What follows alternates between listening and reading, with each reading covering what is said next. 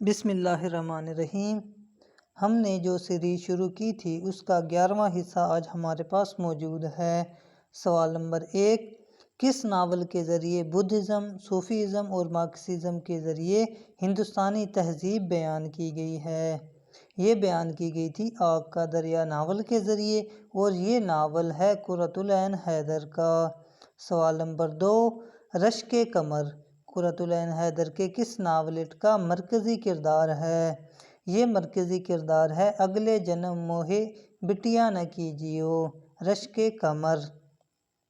سوال نمبر 3، افسانہ امر بیل کس کی تخلیق ہے؟ یہ تخلیق ہے بانو قدسیہ کی۔ سوال نمبر 4، سجاد ظہیر، محمود ظفر، رشید جہاں، احمد علی کے افسانوں کے مجموعے انگارے جو 1932 میں شائع ہوا تھا، کل کتنے افسانے شامل تھے؟ اس میں کل 9 افسانے شامل تھے، جبکہ ایک ڈرامہ تھا پردے کے پیچھے رشید جہاں کا۔ یہ 1932 میں شائع ہوا تھا۔ 6 ماہ کے بعد 1933 میں اسے ضبط کر لیا گیا تھا۔ سوال نمبر 5، جوار بھاٹا کس کا افسانہ ہے؟ یہ افسانہ ہے پریم چند، اور اس کے علاوہ غلام عباس کا بھی افسانہ ہے۔ سوال نمبر 6، منٹو کے کس افسانوی مجموعہ میں 2 سطری افسانے بھی شامل ہیں؟ یہ سیاہ حاشیے کے اندر 2 سطری افسانے شامل ہیں۔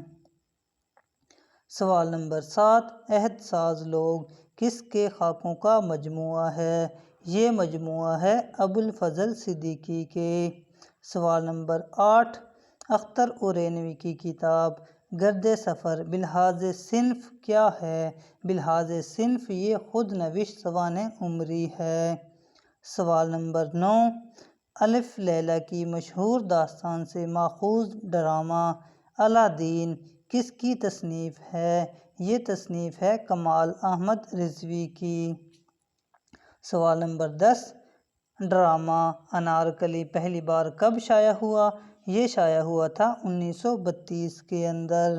یاد رہے کہ یہ ڈرامہ سٹیج پر پیش نہیں کیا گیا تھا۔ سوال نمبر 11، احمد ندیم قاسمی کے افسانوی مجموعہ سناٹا کا دیباچہ کس نے لکھا؟ سناٹا کا دیباچہ لکھا تھا وقار عظیم نے۔ سوال نمبر 12، مشہور مثنوی پدماوت کس کی تخلیق ہے؟ پدماوت مثنوی ملک محمد جائسی کی تخلیق ہے۔ سوال نمبر 13، کون سی شعری صنف ریختہ کے قریب ترین ہوتی ہے؟ 12 ماسہ جو ہے ریختہ کے قریب ترین ہے۔ سوال نمبر 14، مثلث 3 سطری نظم ہوتی ہے۔ قدیم دور میں اس صنف کو کس شاعر نے اپنایا؟ قدیم دور میں اس صنف کو اپنایا تھا امین الدین آلہ نے۔ سوال نمبر 15، کس ماہر لسانیات نے اردو کا رشتہ پالی زبان سے جوڑنے کی کوشش کی ہے؟ اردو زبان کا رشتہ پالی سے جوڑنے کی کوشش کی تھی شوکت سبزواری نے۔ سوال نمبر 16، نصیر الدین ہاشمی کی کتاب دکن میں اردو کب شائع ہوئی؟ دکن میں اردو نصیر الدین ہاشمی کی کتاب شائع ہوئی تھی 1923 کے اندر۔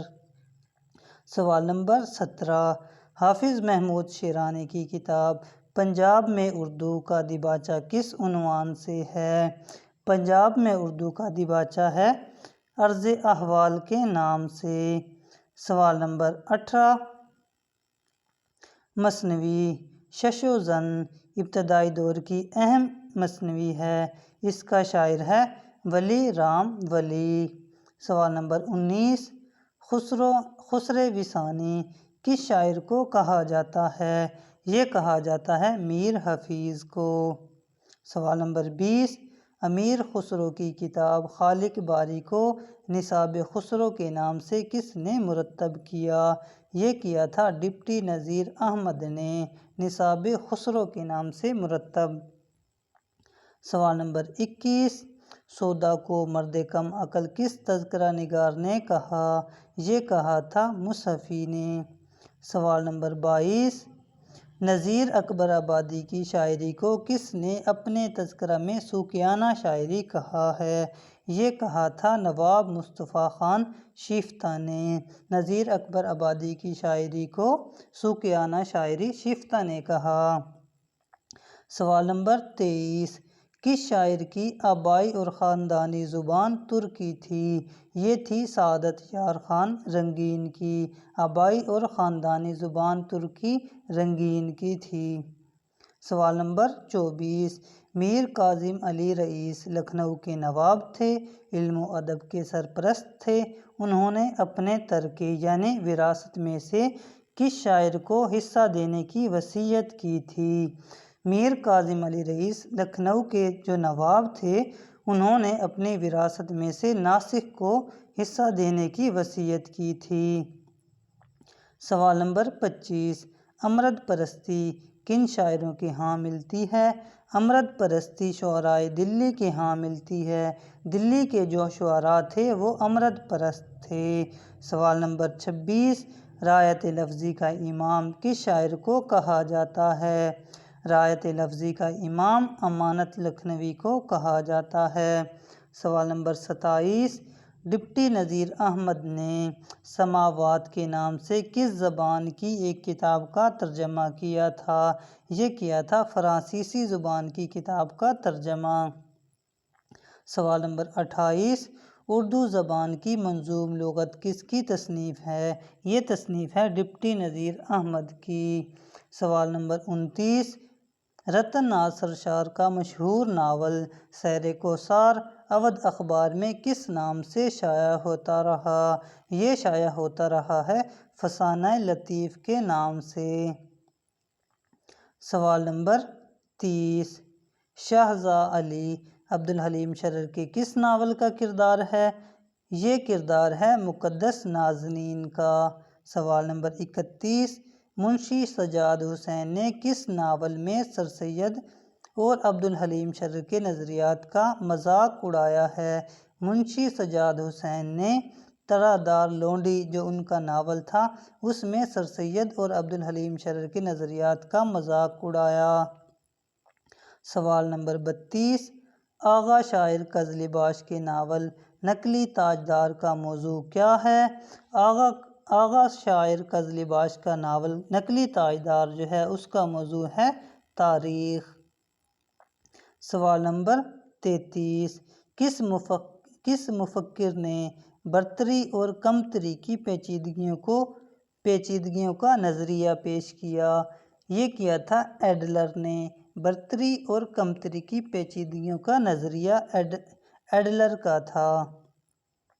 سوال نمبر 34، امیج یا رزمیہ تصویر کا کسی میتھولوجی یا طلسمات سے کوئی تعلق نہیں۔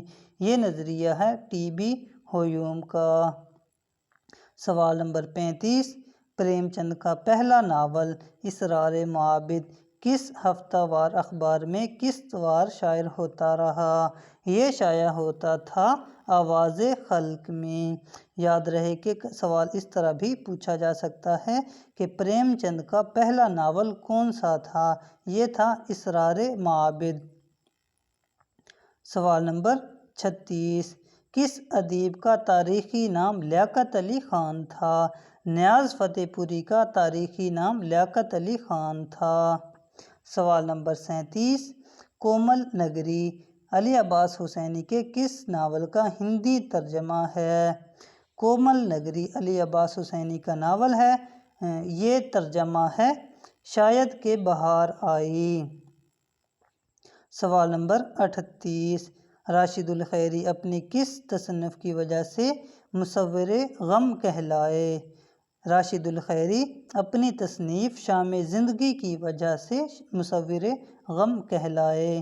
سوال نمبر 39، مرزا ہادی رسوا مشہور ناول نگار ہیں، انہوں نے مثنویاں بھی لکھیں، ان کی مثنوی کی نشاندہی کریں۔